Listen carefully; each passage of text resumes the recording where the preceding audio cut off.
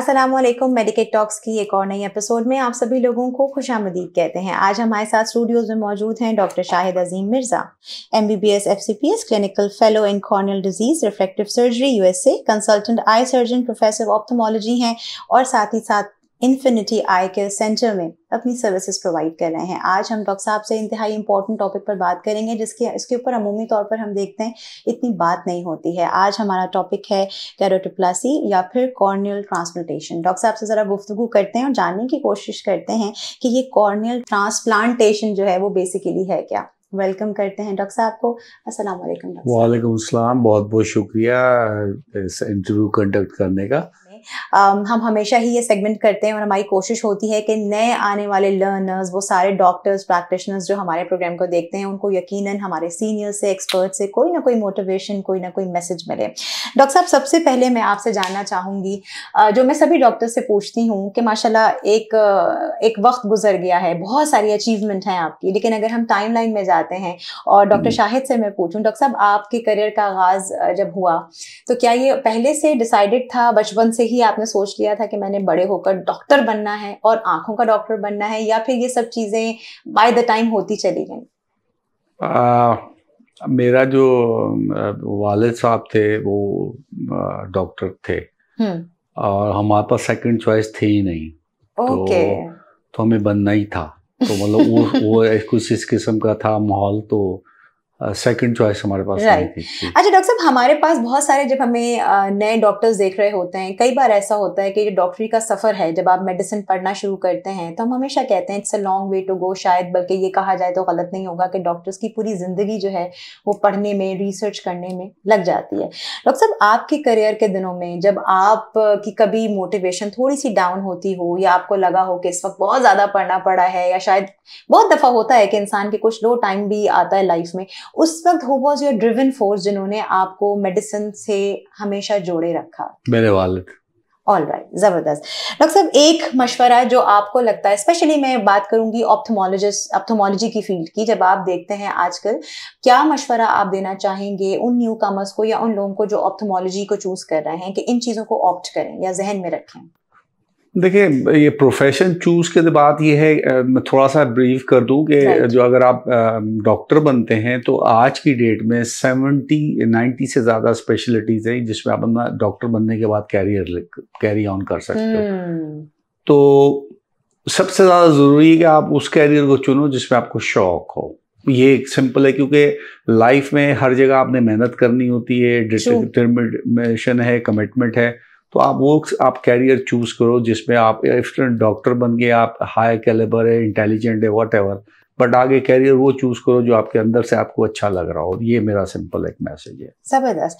Doctor साहब, आप खुद क्या समझते हैं कि अगर हम अगेन आपको टाइमलाइन में लेके जाएं, डॉक्टर शाहिद जब डॉक्टर बन रहे थे और अब एक लंबा अरसा गुजर गया, आपको डॉक्टर बनने के बाद, स्पेशली जब आपने पेशेंट्स को डील किया, एक उम्र गुजारी है इस करियर में, इस फील्ड में, कि ये चीज वाकई डॉक्टर बनने के बाद मेरी शख्सियत में तब्दीली आ गई? देखिए, कुछ आप यूं ले लो, कुछ डेस्टिनेशंस होती हैं जब आप डॉक्टर बन जाते हैं अल्लाह की तरफ से, क्योंकि आप ये कुछ ऐसा नोबल प्रोफेशन है कि जिसमें आपको हम्बल आपको होना चाहिए और आपको उसके रिटर्न में सिर्फ ब्लेसिंग ही, लोगों की दुआएं और प्रेज मिलता है।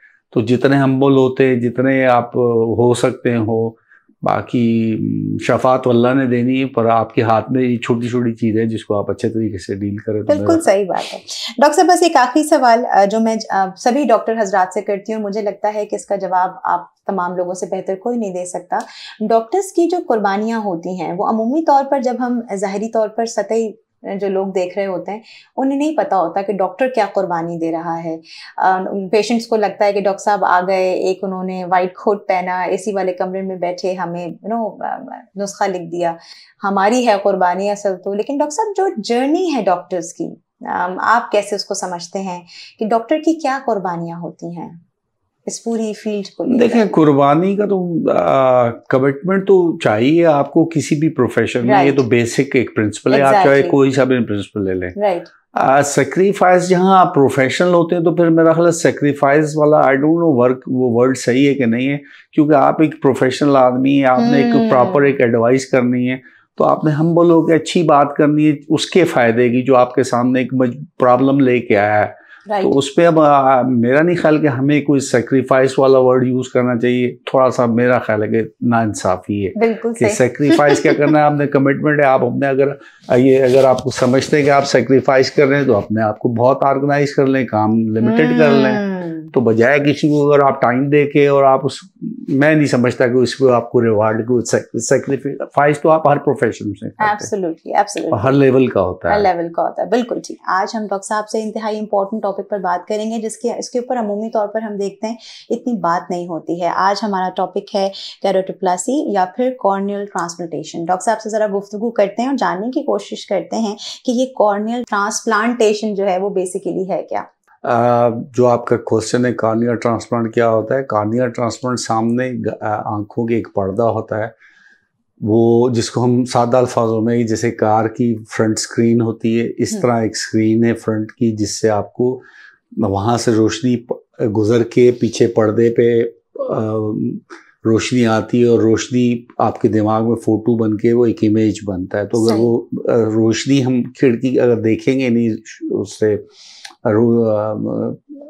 स्क्रीन से, तो हम कैसे उसका एग्जाम्पल वो सामने ये है कि ये कॉर्निया है, इसके से लाइट पास होती है, जब यहाँ से पास होके यहाँ पे लाइट आती है और दिमाग में इमेज बनता है। तो अगर इसके ऊपर धुंध आ जाए तो आपको कुछ दिखेगा नहीं। तो इसको हम तब्दील करते हैं एक दूसरे किसी इंसान के कॉर्निया से। आजकल ये 5 मुख्तलिफ झिल्लियों से बनी हुई होती है और आजकल ये पांचों की पांचों तब्दील होती हैं। सही। तो ये बहुत जिद्दत है कॉर्निया ट्रांसप्लांट में और ये एक मुख्तसर। अच्छा डॉक्टर साहब, मैं आपसे अगला ही सवाल करना चाहूंगी कि कौन कौन सी ऐसी बीमारियां हैं या कौन सी ऐसी कंडीशंस हैं जिसमें आप समझते हैं कि ज़रूरी हो जाता है कॉर्नियल ट्रांसप्लांटेशन। एक तो कोई भी चोट लगे या इन्फेक्शन लगे या जैसे फंगस है या कोई ऐसे चोटें लगती हैं आँखों में, एक्सीडेंट हो जाए, ट्रॉमा लग जाए, ऐसे आँख को चोट लगे, तो उसके बाद ये बहुत ट्रांसपेरेंट क्लियर ट्रांसपेरेंट, तो इस पे चोट लगने के बाद धुंध बहुत जल्दी आ जाती है। तो अगर प्रॉपरली अगर उसको टाइमली मैनेज किया जाए तो वो धुंध कम भी हो जाती है और ठीक भी हो जाती है। अगर कहीं लेट हो जाए तो ये एक बहुत बड़ा रीज़न है कि इसलिए फिर ये ज़रूरत पड़ती है कॉर्नियल ट्रांसप्लांट की। एक रीज़न तो ये है जी। दूसरा रीज़न ये होता है कि कुछ मौरूसी बीमारियां हैं जो वक्त के साथ ये आंखों में आती हैं और इस पर्दे में तब्दीली ले आती है, जिसको हम केराटोकोनस कहते हैं। इस पर्दे की कमज़ोरी उसकी एंड स्टेज में आपको चाहिए होते। बहुत से और कंडीशंस हैं, बहुत मरूसी हैं, कुछ आपकी अगर कॉर्निया आँख के अंदर कोई बीमारी है तो उसका भी एंड अप इस कॉर्नियल ट्रांसप्लांट पे होता है। बेशुमार बीमारियां हैं जिसमें हमने मुख्तलिफ 4 चीज़ें बोल दी कि चोट लगने के बाद, इन्फेक्शन के बाद, कोई अंदर बीमारी हो, उसके बाद अगर आंखों में खुश्की हो, तो बहुत सारी एग्जाम्पल्स हैं। सीधा मैंने आपको। अच्छा डॉक्टर साहब, अगर हम बात करते हैं कॉर्निया के ट्रांसप्लांटेशन की, तो इसमें डोनर जो है वो कहाँ से आता है या कैसे फिर उसकी अवेलेबिलिटी के चांसेस बनते हैं? हमारे पास करंट आज की सिनेरियो में हमारे पास अमेरिका से आता है, हमारे पास सिलोन श्रीलंका से आता है। राइट। फॉर्चुनेटली फैसलाबाद में डॉक्टर साहब हैं, उन्होंने लोकल प्रोडक्शन शुरू की हुई है इसकी हार्वेस्टिंग की। होपफुली हमारी सिंध गवर्नमेंट या डाओ वाले के सिंध के मर्जर से और ये लोग भी कोशिश कर रहे हैं कि ये यहाँ पे लोकल हमें मिल सके, जो अमवात होती हैं और उनसे कॉर्निया ले सके उनसे और पब्लिक को इसका फ़ायदा पहुँच सके। बिल्कुल सही डॉक्टर साहब, क्योंकि हम पब्लिक के फ़ायदे की ही बात कर रहे हैं, डेफिनेटली हमारा आज का टॉपिक बहुत सारे लोगों के लिए थोड़ा डिफरेंट भी होगा, यकीनन लोगों को अवेयरनेस भी मिल रही होगी।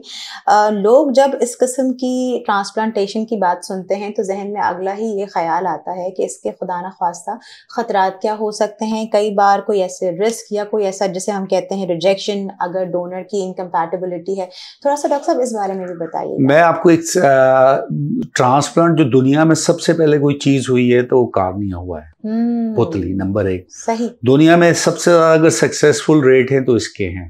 राइट। आप कोई सा भी ट्रांसप्लांट ले, लिवर ले लें, हार्ट ले लें, लंग्स ले लें, बोन मैरो, उनके रिजल्ट्स 99% सक्सेसफुल रेट्स हैं। राइट। तो ये रीजन क्या है कि इसके अंदर जो है ना रिजेक्शन के चांसेस कम होते हैं अगर प्रॉपर्ली केस सिलेक्शन वगैरह सही हो तो। सही। तो मतलब बहुत हाई एंड हमारे पास सक्सेसफुल रेट कंपेरेटिवली दुनिया से कम इस वजह से कि हमारे यहाँ एक तो तालीम की सख्त शिद्दत से कमी है जी। और फिर रिसोर्सेज आती है, फिर आपकी आती है जहालत और इल्लत, जो आप उस चीज़ को प्रॉपर्ली एड्रेस नहीं करते। ये सारे एंड पे अगर आप कहेंगे तो ये तो नंबर 1 उसको हम जहालत कहेंगे, फिर रिसोर्सेज की बात कहेंगे कि अगर वो कार्निया ट्रांसप्लांट करा भी लेते हैं तो उसको प्रॉपर्ली हैंडल ही नहीं करते और ऐसे एक्सक्यूजेस देते हैं कि आप लाजवाब हो जाते हैं, जो मैंने अपनी इस प्रैक्टिस में देखा हुआ। राइट। डॉक्टर साहब, नेक्स्ट क्वेश्चन एग्जैक्टली मैं आपसे यही करने वाली थी कि अब हमने ट्रांसप्लांटेशन की भी बात कर ली, आपने बताया भी कि इसका सक्सेस रेट क्या है। सर्जरी के बाद अमूमी तौर पर किस किस्म की या कुछ ऐसी स्पेशल देखभाल है, कुछ चीज़ों को मॉडिफाई करने की ज़रूरत होती है पेशेंट को ताकि फिर वो उस सर्जरी को बेहतर तरीके से लेके जा सके? देखें, ये जो कार्निया ट्रांसप्लांट है इसमें आप ट्रांसप्लांट मुख्तलिफ किस्म के, आप ऊपर की झिल्ली जिसको हम एंटीरियर लेमिलर कहते हैं, डीप लेमिलर कहते हैं, या डी सेक या डी मैक या फुल ट्रांसप्लांट है। तो इसकी जो टेक केयर है, शुरू में कोई सा भी ट्रांसप्लांट है उसकी 1 वीक रिस्ट्रिक्शन एक्टिविटी है, लेटे रहें, आराम करें। और कुछ ऐसे हैं कि जो आप इसमें जो रिकवरी है 40 डेज में अच्छी 80-90% रिकवरी हो जाती है। कुछ ट्रांसप्लांट हैं जिसमें आप ठीक तो आप हो जाते हो बट आपने अंडर जो है सर्विजिलेंस और मॉनिटरिंग डॉक्टर के अंडर 1 ईयर रहना पड़ता है। ट्रांसप्लांट का बेसिक क्राइटेरिया है। तो वो लोग अगर जो लोग करते हैं तो उनके सक्सेस बहुत बेहतर होते हैं। बिल्कुल ठीक है। डॉक्टर साहब, बिल्कुल आखिरी सवाल मैं आपसे करना चाहूंगी कि अमूमी तौर पर जब आपके पास मरीज आता है और उसका ट्रांसप्लांट हो भी जाता है तो आप as doctor, as an expert, अमूमी तौर पर लोगों को क्या मशवरा देते हैं कि फिर तर्ज जिंदगी में ये तब्दीलियां उन्हें करनी ही करनी है, लाजमी है ये करना? ऐसे तो ऐसे कोई ट्रांसप्लांट नहीं, 1 साल का प्रोटोकॉल होता है जिसपे आपने स्ट्रिक्टली देखना पड़ता है, अनलेस कि किसी को ऐसी बीमारियां नहीं हो जैसे जोड़ों की हैं या जिसके आंसू की कमी होती है, ख्वातीन में बहुत कॉमन होती है। वहाँ पे थोड़ा स्पेशल टेक केयर समझाना पड़ता है कि आप ठंडक से, गर्मी से, हीटिंग से बचें और लुब्रिकेशन ड्रॉप्स डालें और आंखें मसलें नहीं, जो भी छोटे छोटे जो आंखों की टेक केयर हर किसी को करनी चाहिए। तो 1 साल है प्रॉपर, फिर उसके बाद आप उसको इजी ऑन कर सकते हैं। अब हम चलते हैं हमारे जबरदस्त एक और सेगमेंट की तरफ जो कि है रैपिड फायर। डॉक्टर साहब से जरा गुफ्तगू करते हैं। डॉक्टर साहब, इसमें हमारे जहन में जो भी पहली आपके जहन में बात आती है आप हमें वो बता सकते हैं। एप्लीकेशन जो आप अपने फोन में सबसे ज्यादा यूज करते हैं, one app you use the most? Facebook, TikTok भी है बट फेसबुक भी। इंटरेस्टिंगली डॉक्टर साहब, ओके। डॉक्टर साहब, आप अमूमी तौर पर क्या प्रेफर करते हैं जब भी आपको वक्त मिलता है कि आप, क्योंकि बहुत लोग कहते हैं कुकिंग बड़ी थेरेप्यूटिक होती है, तो आप क्या प्रेफर करते हैं, कुक करना या फौरन से ऑर्डर कर देना खाना, इफ यू हैव टाइम? ये टाइमली होता है। अगर हम यहाँ पे हैं तो ऑर्डर करना ही प्रेफर होता है, और अगर स्पेयर टाइम हो तो फिर कुकिंग को भी। That's amazing, डॉक्टर साहब। Do you really cook? इसका मतलब कि आप कुकिंग भी कर सकते हैं? मतलब ये कोई बड़ा टास्क तो नहीं है, आजकल तो हर कोई YouTube देख के मास्टर बना हुआ, तो उसमें कोई ऐसी फिर अगेन कोई बड़ी बात नहीं है। Very true, very true. अच्छा डॉक्टर साहब, कोई एक रीसेंट ऐसी किताब या आपकी अपनी कोई ऐसी पसंदीदा किताब या कोई ऐसी मूवी जो आप हमेशा देखते हैं और आप जितने भी लोग हैं जो बुक रीडर्स हैं, आपको लगता है कि मैं उन्हें जरूर रेकमेंड करता हूँ, जरूर पढ़ें जिंदगी में एक बार ये किताब? चलो बुरा मत मानना, मैं थोड़ा सा इस क्वेश्चन को वैसे इस एंगल में लेता हूँ कि हमेशा जो है ना का वर्ड एक मीनिंगलेस वर्ड है, क्योंकि हमेशा चेंजेस आती हैं, दैट्स ओनली थिंग। तो वो आपका टेस्ट हर चीज चेंज होता रहता है टाइमली। ठीक है, बस ये कहता हूँ। तो डॉक्टर साहब, कोई किताब जो आपके जहन में आ रही हो, कोई ऐसी मूवी, कोई ऐसी डॉक्यूमेंट्री? मैं मतलब जो मेरा एरिया ऑफ इंटरेस्ट है, साइकोलॉजिकल बुक्स बहुत पढ़ता था, राइट। और दूसरा मजहबी किताबें, सो वो मैंने पढ़ी हुई है, उनको बड़ा शौक से पढ़ता था। कोई दौर था नावल भी पढ़ते थे, पर अब नहीं। ओके। कोई ऐसी स्किल जो डॉक्टर शाहिद को अभी भी लगती है कि ये भी काश मेरे पास होती? One skill. अच्छा बोलना। जबकि डॉक्टर साहब आप माशाल्लाह ऑलरेडी बहुत अच्छा बोलते हैं, बहुत अच्छी गुफ्तगू करते हैं। डॉक्टर साहब, डू यू हैव पेट्स? आपको पेट्स रखने का शौक है? अगर है तो आपके पास पेट्स हैं? मेरे पास थे, मैं डॉग लवर हूँ। अच्छा। हाँ, मेरे पास अच्छी वैरायटी के थे, हॉर्स राइडिंग, मतलब इस टाइप के छोटे छोटे शौक थे मेरे। राइट। अब नहीं है, मतलब अब टाइम कह ले, गार्डनिंग का शौक है, छोटे छोटे शौक। बिल्कुल ठीक है। बस डॉक्टर साहब एक आखिरी सवाल कि आप अपनी जो इम्पोर्टेंट डेट्स होती हैं, do you write no for reminders, या अब आप भी जो है वो अपने फोन पे उसको रिमाइंडर के तौर पे रख लेते हैं? जो भी आपकी इम्पोर्टेंट डेट्स होती हैं, कहीं जाना है, मीटिंग्स हैं, आप उसका रिकॉर्ड कैसे रखते हैं? ऐसा तो नहीं रखते, अभी तक तो माइंड से ही काम चल रहा है, बाकी को वो ऐसा प्लानिंग नहीं, अनलेस कि वो सर्जरीज हैं वो बाहर प्लान कर लेते हैं और वो मेरा स्टाफ मैनेज करता है। बाकी ऐसे जो पर्सनल होते हैं, कोई ऐसा लंबा प्लानर मैं नहीं हूँ। बिल्कुल ठीक। डॉक्टर साहब, आज के टॉपिक के हवाले से या ओवरऑल अगर हम आंखों की सेहत के हवाले से आपसे जानना चाहें कि पॉडकास्ट को हम एंड करेंगे, कोई भी एक मैसेज जो आपको लगता है, जैसे भी आपने बड़ी खूबसूरत बात कही कि पाकिस्तान में बहुत सारी चीज़ों की ना तो लोगों को अवेयरनेस है और शायद जहालत की वजह से या लिटरेसी रेट इतना ज़्यादा है कि लोग नॉलेज तक पहुँचते पहुँचते ही उनको बहुत देर हो जाती है। डॉक्टर साहब, एक्सपर्ट होने के नाते आप हमारे चैनल के थ्रू आंखों की बीमारी से हमें क्या के मुतालिक क्या टिप देना चाहेंगे? एक मैसेज तो है कि दुनिया का हर इंसान, हर आदमी बेस्ट अपनी आंख की हिफाजत उसको मिलनी चाहिए, नंबर पहला मैसेज है। दूसरा ये है कि एक प्रॉब्लम एक सादा है कि अगर आपको आंखों पे सुबह उठ के हमें मलने की आदत है तो इसको आप कतई तौर पे अवॉइड करें। दूसरा एक ये है कि ना आप टच करेंगे ना आपको इश्यूज होंगे। राइट।